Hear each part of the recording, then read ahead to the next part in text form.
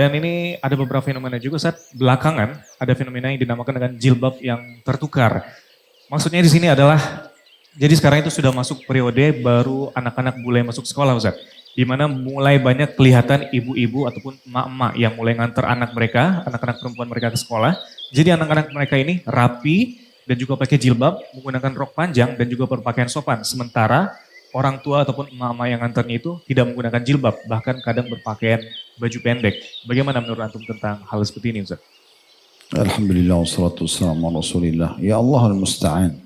Harusnya kan sang ibu lebih mencontoh, ya menjadi contoh dan suri teladan buat anaknya ya. Walaupun ini sudah tanda-tanda kebaikan, di mana sang ibu tergerak untuk memasukkan anaknya ke sekolah Islam dan menggunakan busana muslim. Tapi itu tidak cukup. Harusnya memang dia pun menjadi contoh untuk itu ya. Dan tidak perlu mengatakan, ini saya sering dengar ya, dari beberapa ibu-ibu pengajian, ada teman saya Ustaz mau pakai jilbab, tapi dia bilang ya tunggulah nanti kapan hatinya tergerak. Ya kalau malaikat maut lebih dulu datang menyebut nyawanya sebelum tergerak hatinya gimana gitu kan. Jadi harusnya dia setiap ada bisikan dan sentuhan sedikit saya dalam hati, kita harus meraih hidayah itu. Karena Allah subhanahu wa ta'ala tidak akan mungkin menurunkan tangan dari langit untuk menarik kita beribadah atau menahan kita dari maksiat. Tapi Allah memberikan kepada kita sentuhan-sentuhan yang dinamakan dengan hidayah. Kayak kita dengar azan tersentuh untuk sholat, kita tiba-tiba lihat fenomena alam, terus kita mengingat kematian atau takut kepada Allah, itu semua sentuhan-sentuhan hidayah. Atau kita melihat Ka'bah, kita terharu misalnya, atau kita baca Quran, atau kita majelis ilmu, kita merasa ada sesuatu yang kita rasa tenang dalam hati kita, itu semua hidayah yang harusnya kita jaga gitu ya. Ini sayang sekali. Saya juga pernah menemukan ada satu kejadian yang unik gitu ya. Kebetulan terjadi di rumah saya. Ini cerita mungkin 15 tahun yang lalu. Waktu masih tahun-tahun pertama kami masuk ke Jakarta. Saya isi pengajian cukup jauh. Saya lupa di daerah mana tapi di luar Jakarta. Rutin gitu ya. Sepekan sekali saya ke sana. 1 jam 15 menit ke sana pulang pergi jadi 2 jam lebih. Intinya saya pernah membawa buku pesanan pengajian. Satu waktu ada ketua panitianya itu ingin mengantar uang buku itu.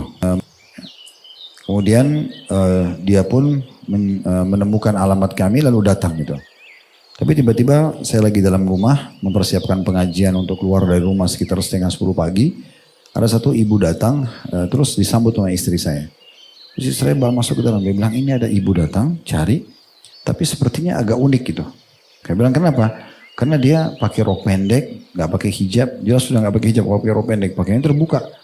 Tapi dia ngaku ibu pengajian dan katanya mau ketemu sama Ustadz.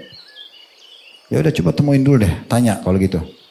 Ditanya, katanya dia memang mau ketemu. Ya udah, kamu duduk di situ, saya juga di situ kita ngobrol. Nanti saya menghadap di arah dinding, tidak harus nanti kamu yang melayani dia ngomong, nanti saya tanya kenapa.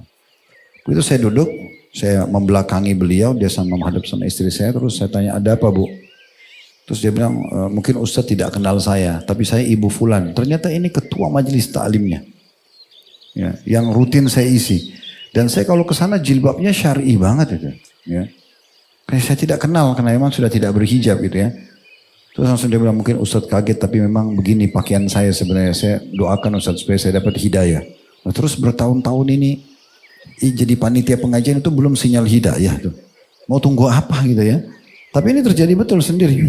Dia kebetulan bawa uang. Saya bilang, Bu oke, ibu mau apa? Ibu mau antar uang buku, silakan kasih ke istri saya saja. Lalu saya tinggal gitu ya.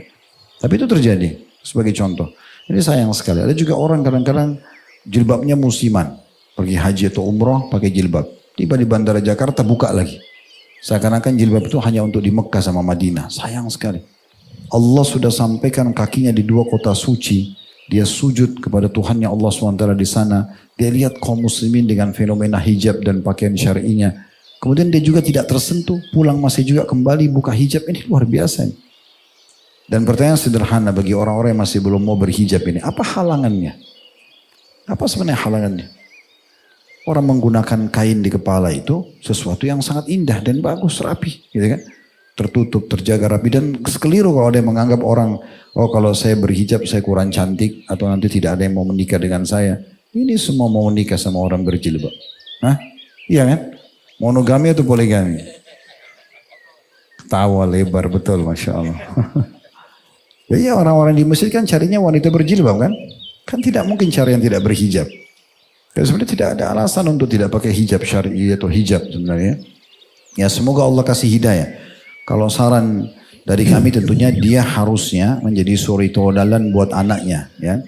Dia pakai jilbab dan dia mengubah sudah sekarang polanya menjadi muslimah yang baik. Mumpung juga anaknya masuk ke sekolah Islam ya dia tunggangi keadaan itu justru untuk memperdalam iman juga. Dia bisa bersama komunitas wali-wali murid di sekolah itu. Dia bisa ikut kajian-kajian yang ada misalnya. Dia bisa konsultasi sama ustadz atau pakar agama yang ada di sekolah itu misalnya. Itu kan semua sangat membantu. Ya, semoga Allah perbaiki keadaan ini.